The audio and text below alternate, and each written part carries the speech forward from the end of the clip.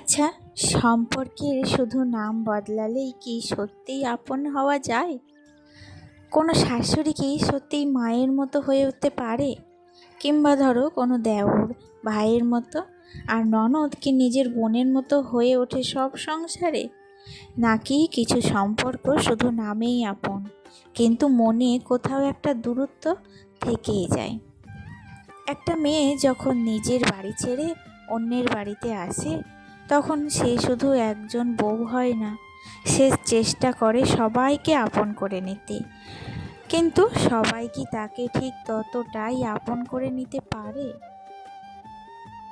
আজকে একটা খুব বাস্তব কথা বলবো, যেটা হয়তো অনেক মেয়ের জীবনের সাথে মিলবে, অনেক সংসারের ভেতরের চুপচাপ কষ্টের সাথে মিলবে।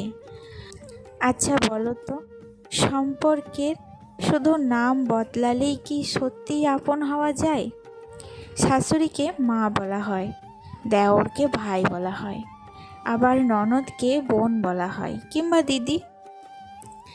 কিন্তু সত্যি করে বললে, এই সম্পর্কগুলো কি সব সময় মন থেকে সেই জায়গাটা পায়?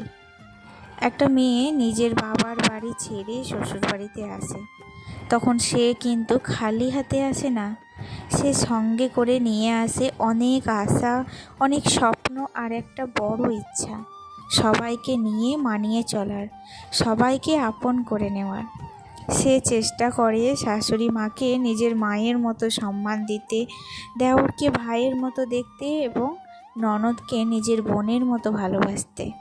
সে শুধু ভাবে, এটাই তো এখন আমার সংসার, এদেরকে নিয়েই আমার পথ চলতে হবে। কিন্তু সব চাওয়া কি আর সব সময় পূরণ হয়? সব সম্পর্ক কি সত্যিই সমান হয়ে ওঠে? সত্যি সব শাশুড়ি কি মায়ের মতো হয়? যাই হোক, সব ননদ সত্যিই কি বোনের মতো পাশে থাকে? সবার ক্ষেত্রে সব কিছু পাওয়া সম্ভব হয় না। কিছু কিছু সংসারে সত্যি অনেক ভালোবাসা থাকে, অনেক আপন করে নেওয়া থাকে। আবার কিছু সংসারে একটা মেয়ে যতই মন দিয়ে মানিয়ে চলুক না কেন, কিছু মানুষের ব্যবহার, কিছু কথার আঘাত আর কিছু অবহেলা ধীরে ধীরে তার মনটাকে বদলে দিতে বাধ্য করে। যে মেয়েটাই একসময় চুপচাপ হয়ে যায়, কারণ সে বুঝে যায় সব সম্পর্ক শুধু দায়িত্ব টিকে থাকে না, ভালোবাসা আর সম্মানও কিন্তু দরকার হয়। একটা মেয়ে কিন্তু প্রথম থেকেই খারাপ মন নিয়ে শ্বশুরবাড়িতে আসে না। সে চেষ্টা করে, অনেক চেষ্টা করে, নিজের মনের কথা চেপে গিয়ে, নিজের কষ্ট লুকিয়ে রেখেও চেষ্টা করে সবাইকে নিয়ে ভালো থাকতে। কিন্তু যখন বারবার সে বোঝে যে তার ভালোবাসার মূল্য নেই, তার সম্মানেরও দাম নেই, তখন তার মন বদলে যাওয়াটাও খুব স্বাভাবিক। তো আমি মনে করি, একটা সংসার সুন্দর রাখতে শুধু বউয়ের মানিয়ে নেওয়াই যথেষ্ট নয়, সংসারের প্রত্যেকটা মানুষেরও দায়িত্ব আছে তাকে আপন করে নেওয়ার। আর সবশেষে একটা কথাই বলবো, সব সংসার একরকম নয়, সব মানুষও একরকম নয়। কিন্তু যদি একটা মেয়েকে সত্যি নিজের বাড়ির মেয়ের মতো ভালোবাসা যায়, তাহলে সেই মেয়েটাও নিজের সবটুকু দিয়ে সেই সংসারটাকে আগলে রাখবে। চলো, অনেক কথা, অনেক গল্প হবে, তার আগে নিজের পরিচয়টা দিয়ে দিই। নমস্কার, কেমন আছো সবাই? আশা করছি সবাই খুব ভালো আছো। আমরাও বেশ ভালো আছি। আমি সুমি। আজকে আমার আরও একটি নতুন ব্লগে তোমাদের অনেক অনেক স্বাগত জানাই। কালকে তো তোমরা দেখেইছিলে জামাই ষষ্ঠীতে সারা দিন আমি কিভাবে কাটিয়েছিলাম। কত ব্যস্ততার মধ্যেই না গিয়েছিল দিনটা। আজকে হচ্ছে তার পরের দিন। সকালবেলায় আজকে একটু অন্যরকমভাবে ব্লগটা শুরু করেছি।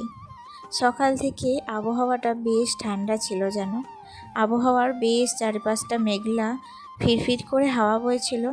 সেই সুযোগ নিয়ে আমি ছাদে একটু গাছদের পরিচর্যা করছিলাম।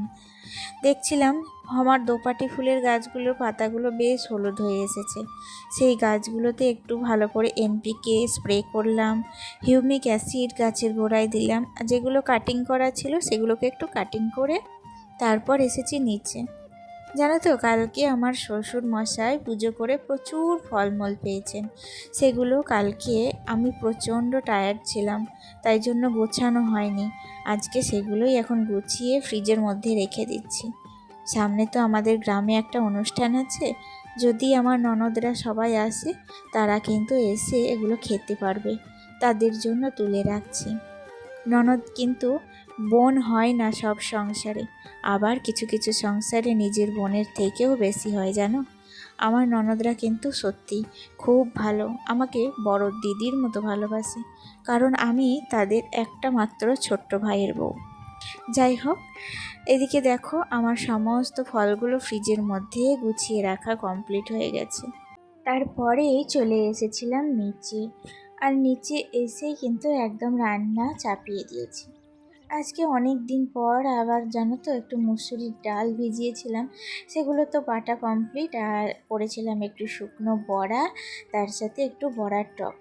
আজকে আমার হাজবেন্ড বাজার থেকে এনেছিল মাছ, বেশ কাটা মাছ এনেছিল অনেক দিন পর, কারণ আমার ছেলে আবার কাটা মাছ খেতে ভীষণ ভালোবাসে। একদমই ডিম পছন্দ করে না ও, জানো। ওর জন্য মাছ কিন্তু আমাকে করতেই হয়। তবে আমাদের বাড়িতে মাছটা না আসাতে ভীষণ অসুবিধা হয়ে পড়েছে। আমার হাজবেন্ড তো আর প্রতিদিন বাজারে যেয়ে মাছ আনতাম মানে ওর পক্ষে অসম্ভব ব্যাপার। তবে কোনো কোনো দিন ইচ্ছা করলে এক একদিন তো মাছ নিয়ে আসছে, তো সেদিনই কিন্তু মাছ রান্না হয়। তাছাড়া যদি কোনো দিন বাই চান্স রাস্তার ধারে পাই তবেই কিন্তু কেনাকাটা করি আর কি, নচেত আমাদের পক্ষে মাছ আনা একদমই অসম্ভব প্রায়। তারপর রান্নাবান্না সমস্তটাই কমপ্লিট করে নিয়েছিলাম। আকাশে সকাল থেকেই আজ মেঘলা মেঘলা করছিল, তাই ভাবলাম ছাদে যে জামা কাপড়গুলো শুকিয়ে গেছে সেগুলোকে এখন তুলে নিয়ে আসি। আর দেখো আমার সাথে বাবু এসেছে। বাবুর গায়ের যে গেঞ্জিটা দেখতে পাচ্ছ ওটা কিন্তু নতুন গেঞ্জিটা কিনেছি, হ্যাঁ সেই গেঞ্জিটাই আজকে ওকে পরিয়ে দিয়েছি, কারণ আজকে আমাদের গ্রামে একটা অনুষ্ঠান আছে। সেই জন্য ভাবলাম বিকেলবেলায় বাবু যদি বেড়াতে যায় এই গেঞ্জিটা পরেই বেড়াতে যাবে। আর সেটা বলতে বলতেই দেখো আমাদের গ্রামের যে অনুষ্ঠান আছে তার আজকে প্রথম দিন, আর আজকে হচ্ছে নগর পরিক্রমা। আমাদের এখানে বাবা ন্যাংটার এখানে বড় করে পুজো হয়, আর 4 দিন ব্যাপী এই অনুষ্ঠান হয়। বিশেষ করে সারা দিন রাত পালা কীর্তন হয় যেন, একটা পালা ছেড়ে আর একটা পালা বসে, এরকমভাবেই কিন্তু 4 দিন ব্যাপী অনুষ্ঠান হয় এবং সর্বশেষ ধুলোট করে আমাদের এই অনুষ্ঠান শেষ হয়। আসলে আমাদের এই অম্বুবাচী শুরু যেদিন থেকে হয় এই অনুষ্ঠানটাও কিন্তু ঠিক সেদিন থেকেই শুরু হয়। দেখতে পাচ্ছ গ্রামের যত মানে ছোট থেকে একদম মাঝবয়সী যত মেয়ে সবাই কিন্তু এই নগর পরিক্রমাতে অংশগ্রহণ করেছে।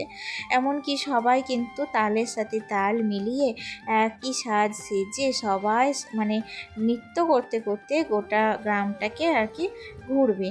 তারপর ওখানে গিয়ে বড় করে কিন্তু একটা নাচের প্রোগ্রাম হবে। যদিও আমরা এই নগর পরিক্রমা আমাদের বাড়ির এই যে বাইরে থেকেই দেখি, আমাদের ওই যে কোনো সময়ই মানে ওই মন্দিরের থানে গিয়ে যে নাচের অনুষ্ঠানটা দেখা সম্ভব হয় না। তবে আগামীকাল থেকে আমরাও কিন্তু যাব কীর্তন শুনতে। জানো তো বিয়ের আগে কীর্তন শুনতে একদমই ভালোবাসতাম না। যখন আমার ছেলে পেটে ছিল তখন কিন্তু আমি একবার গিয়েছিলাম কীর্তন শুনতে, আর বেশ ধৈর্য ধরে কীর্তনটা শুনে বুঝতে পেরেছিলাম। সেদিন থেকে বুঝি যে কীর্তনের মানে কী আর কীর্তন কী জিনিস। সেদিন থেকেই একটুখানি আগ্রহ হলে কীর্তন শুনতে, আর তখন থেকেই কিন্তু কীর্তনটা শুনি। যাই হোক, বাবু কিন্তু গিয়ে আমাকে বসতে দেয় না, একটুখানি যাই 5 মিনিট শুনে আবার আমাকে চলে আসতে হয়। তাহলে বন্ধুরা আজকের মতো ভিডিওটি এখানেই শেষ করছি, দেখা হচ্ছে নেক্সট ব্লগে। টাটা।